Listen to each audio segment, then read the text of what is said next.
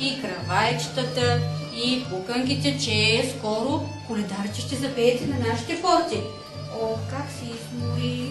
Бабо, разкажи ни приказка, докато се почиваш. Добре, деца, слушайте. Тихо и кротко се живеели Мария и Йосиф в град Назарет.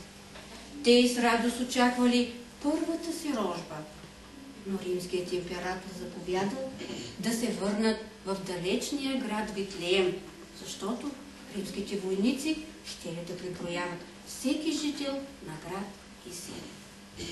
Тогава Мария и Йосиф тръгнали веднага. А когато стигнали, тръгнали веднага, защото пътя бил дълъг. А когато пристигнали в Витлеем, там имало много хора.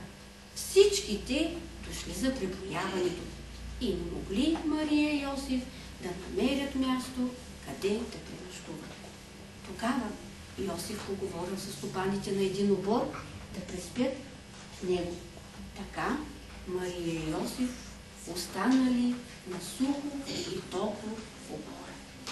А когато всички заспали, се родило момченце. нарекли го Исус.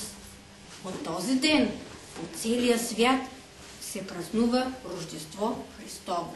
В различните страни има различни обичаи.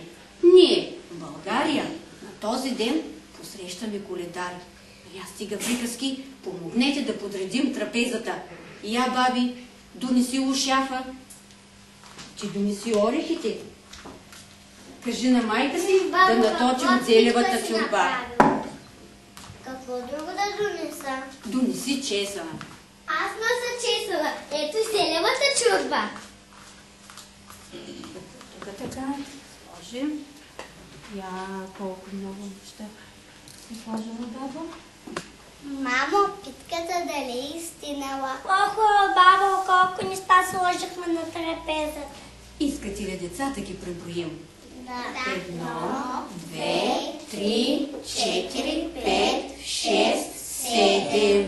Деца, има старо поверие, според което на коледната трапеза трябва да има 7, 9 или 12 ядки. Коладе, ладе, коладе, ладе, ой коледо, родило се Божечедо, родило се Божечедо. Коладе, ладе,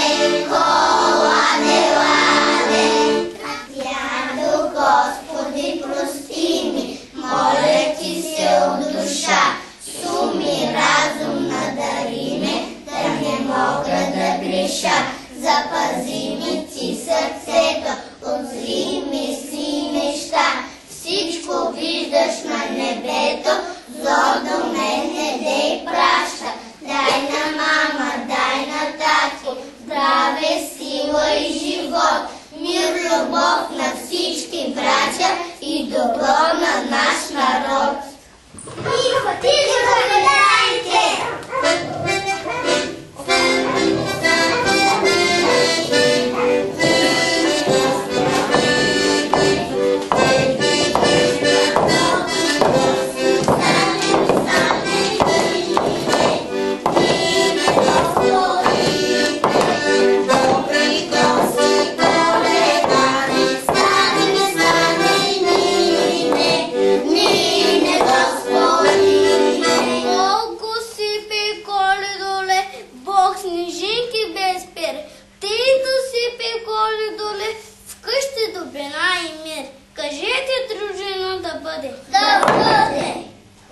Коледари, изпейте една песен за момчетата в нашата къща.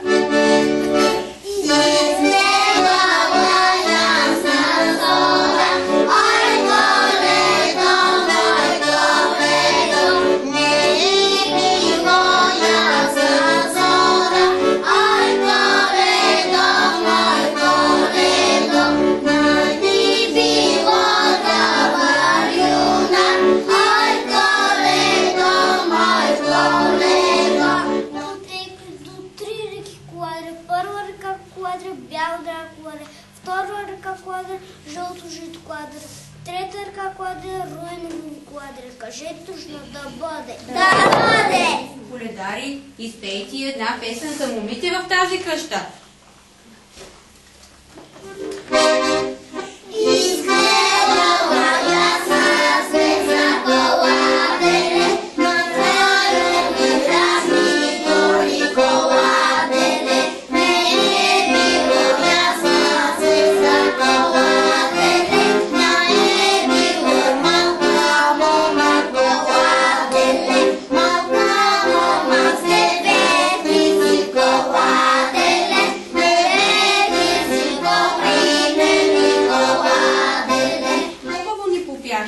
Нашите моми ще ви дарят. Заповядай.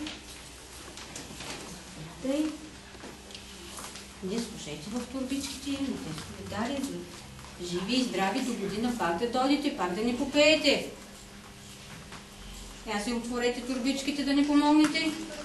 Поскръбай свят през свят, вид превид и пред Бога печен, за вас наречен.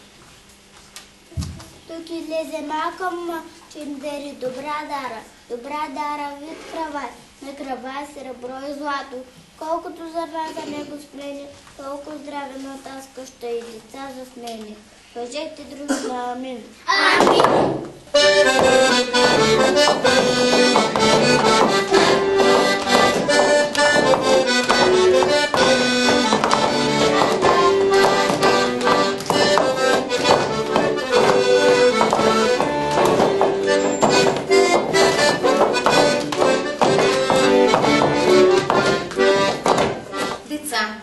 Всяка година на 25 декември християните празнуват Рождество Христово. Този празник се нарича още Коледа. Преди много години в далечния град Назарет живеел дърводелецът Йосиф. Той се оженил за скромна девойка на име Мария. Един ден на Мария неочаквано се явил ангел. Тя се изплашила. Не се страхувай, Мария, промълвил тихо ангелът. Дойдох да ти кажа, че скоро ще родиш син. Бог ще го закриля и той ще царува над своя народ, докато свят светува, а хората ще го наричат Божий син.